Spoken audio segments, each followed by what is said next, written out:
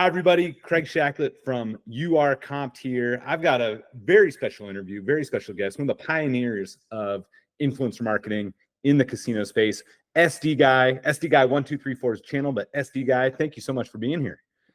Thank you for having me. Well, yeah, why don't at the top, just give everybody your coordinates, what channels, like what platforms are you on?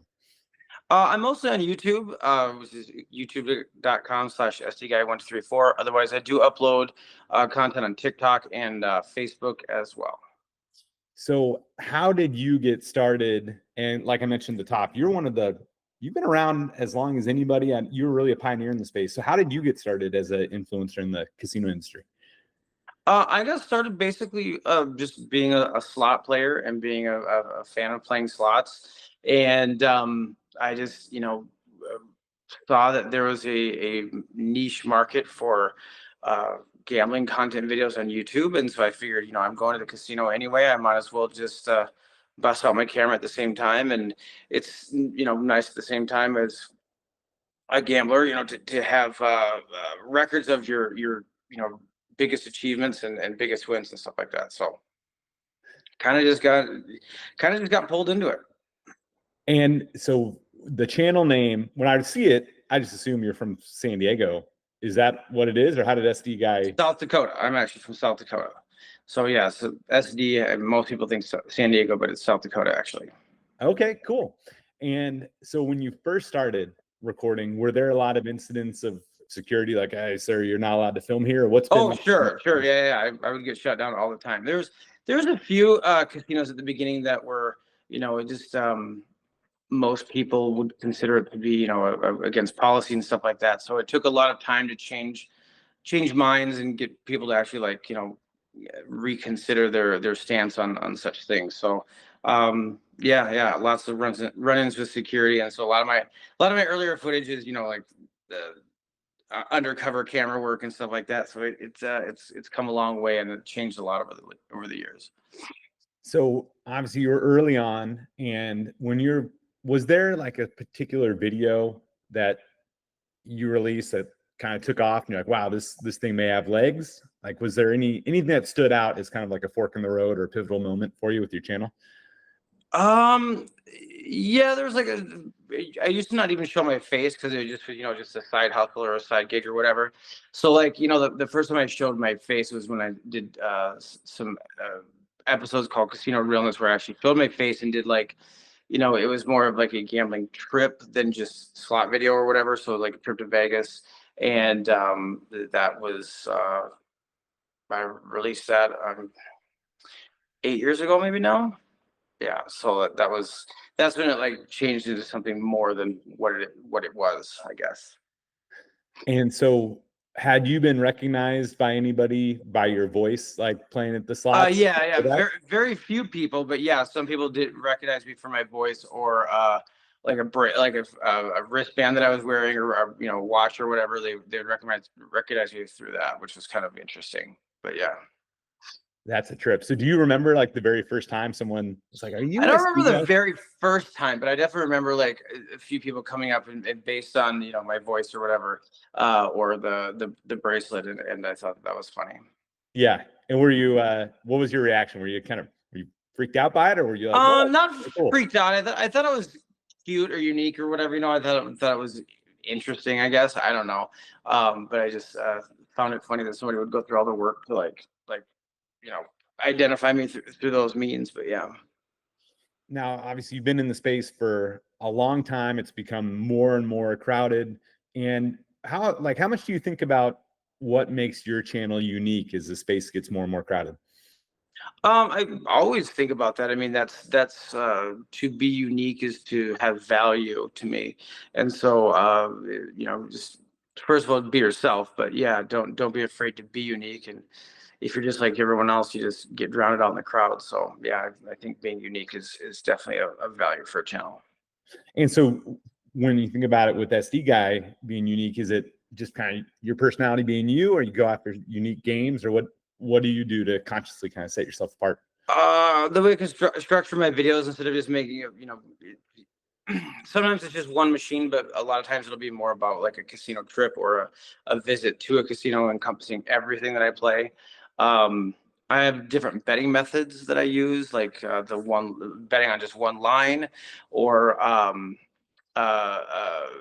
like progressive betting and ladder betting and stuff like that. Like I do a lot of different betting methods that I think make my play unique.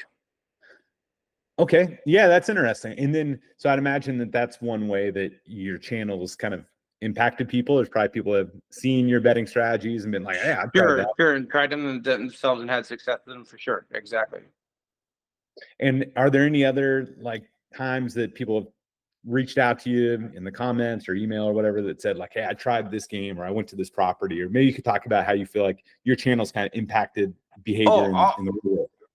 I would say daily people comment, say, hey, I tried this betting method or whatever, and I hit a hand pay this amount. Thank you very much. And, stuff like that in the comments all the time. Nice. Or, somebody that visited a property and, played a game that I had played and hit big on it or whatever, and sharing that success story with me as well. And so over the years, obviously before you started the channel, you were visiting casinos, and now you've had a chance to visit a lot.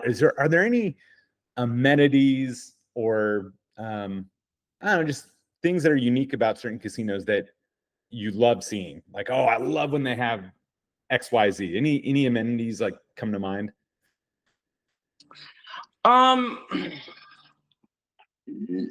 Just a good payback percentage, I think, is at the end of the day. Like, it's amazing how, I mean, every trip is different, and but yeah, if the better the payback percentage, the better experience I'm going to have, and the better I am, the more likely I am to come back. So. And before you make a trip somewhere, is that something that you research or you ask the property about? Like, No, not necessarily. I love exploring new properties. It's always fun to go to a new casino for the first time, explore their floor, see what unique and like older games that they have that no other casino would have. I feel like every casino has like those 4 or 5 games that just like you've only seen at that casino and you can only play there pretty much. So I can't even think of a casino that hasn't had a unique game that I've never even played before. So I like to have a nice wide portfolio of games that I've played, and so yeah, I would say that's something that I look at. And no, I would just say that I visited because I figured there's going to be at least 4 or 5 of them in there. So let's go experience them and see what they're like. That's really cool. And, I'll do a shameless plug right there. It's a good use case for URComped for folks that don't have a channel, or even if you do. But yeah, if you want to try some new properties, new cruise lines, definitely check out URComped. So obviously there's a lot more channels and there's a lot more casinos now that are embracing influencer marketing and allowing it. What do you think casinos can do to like maximize the value of bringing in SDGuy? Like, are there certain things that they should do to make sure that you can produce the best content and put the best foot forward for that property? I guess the number one thing is to allow recording. That still is a hurdle to get over for some. A lot of them are getting on board with it now, but working with them to do that, and then I suppose working with them to host events and stuff like that. Like I've hosted group polls in the past, and I prefer to work with a casino, I guess, because if you have 20, 30 people or whatever doing a group poll, it kind of stands out with security and they run into issues and stuff like that. So it'd be nicer if casinos would reach out and work with us on bringing groups of people in or whatever to host a group poll, because they're bringing in high value slot players and making more money that way and bringing in new people. God, that makes sense. So ideally, one, they're letting you film. They're telling security like don't bug SDGuy while he's cooking. And then when you're doing a group event, same thing. Like marketing knows about it. They're telling security, right. Got a velvet rope around it or something. Exactly. Nice. Are there any other types of events besides group polls that you like to do? No, I haven't done a whole lot of other ones other than group polls and live stream of slot play for an hour or two or at most. Is that do you do a lot of live stream, or like what's your favorite type of content to produce? Yeah, I do live stream. I post a video every day. Otherwise, I try to go live at least once a week. I don't live that close to a casino, so I have to drive a couple hours to go to one. But I I visit casinos often, so it usually isn't too big of a problem. How do you see the role of casino influencers changing over the next few years? Do you see any trends that you think will continue, or any predictions? I think there'll be a lot more people in the space. There'll be new people, and I assume there'll be a lot more of us. And the casinos will I mean, a lot of the casinos, they're more old school, and it's surprising how many of them, weren't even on, Facebook or whatever when I first started. And so now, as time goes on, them catching up and getting educated on the power of social media, I think is will only continue to grow. In fact, I feel like a lot of them are even past me now that I don't understand a whole lot of the stuff that they're doing. So Now there's been some, can you think of any influencer activity, you don't have to call out any channels, but like that maybe has hurt the growth, like any things that influencers should be like, shouldn't do, and maybe also that casinos should be aware of, where if they're going to bring in an influencer, hey, look out for this, or tell the influencer you can't do this, just so their expectations. Yeah, there's some activity at the casinos that I was going to where somebody was, taking bets for somebody while live streaming, which was against the law, and they got in trouble. They got shut down. But it definitely hurts us, and puts us all in kind of the same basket and say, okay, well, do I need to watch out for this influencer taking bets for people and stuff like that? So, and I understand that. So yeah, so just that would be a problem. Hopefully that was the first instance of something like that, and they, were charged. So hopefully other influencers will see that and shy away from that activity and not tarnish the entire group with those actions. Are there any other common concerns you hear from casinos? Like, obviously, don't take bets illegally, but anything else that they're like, we're not sure if we want to bring in influencers because of this? A lot of people in privacy concerns and stuff like that, but I think as they're warming up more to it and seeing the power of it, and the value of it is outweighing their concerns, I guess. So I feel like a lot of that is still there, but it's just I personally think that it's not properly evaluated, I guess, and so as time goes on, they'll understand it and figure it out. That makes sense. Anything that you are excited about with the SDGuy channel over the next year or two? Anything you're looking forward to? I probably increase live stream a lot more, and new games, and just continue growing.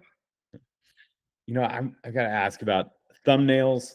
Is there, like, I see I haven't asked any other channels about it, but some of them are so funny, like, and weird. Like, how much thought do you put in the thumbnails and like doing the funny poses and the? It depends. I mean, I'm sure that there's definitely a science to thumbnails. But I don't know that I'm good at them at all or anything, but like anytime that I can make a thumbnail that I think is just funny, I will go for it, even if I think it's a bad thumbnail. If it got a joke in it, and even that only like 5% of my viewers will understand, I'll still go for it, just because that's, at the end of the day, a laugh has much more value in it than anything to me. So I definitely go that route. But yeah, you